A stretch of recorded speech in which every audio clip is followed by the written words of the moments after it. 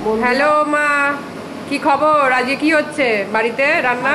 রাত্রেবেলাতে রুটি আর আলু মরিচ ভাজা। আচ্ছা, আলু মরিচ ভাজা।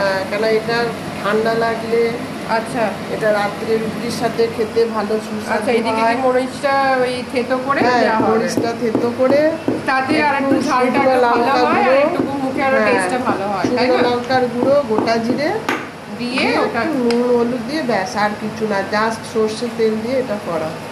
আচ্ছা, তো ঠিক খুব ভালো আছে। হয় গরম গরম খেতে রুটির সাথে। ঠিক আছে, এটা তোমার চ্যানেলে আজকে ফার্স্ট শর্ট গেল।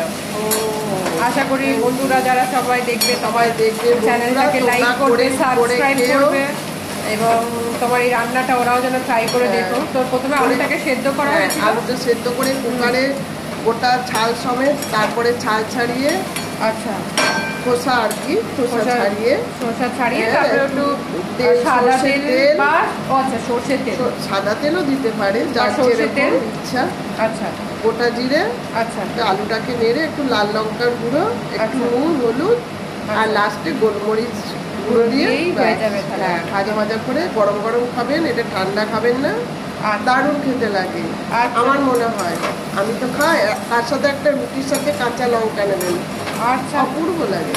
চলো, ঠিক আছে, খাবার ভীষণ ভালো। ঠিক আছে, চলো আজকে বন্ধুরা টাটা, বাই বাই, করে দেখবেন। হ্যাঁ।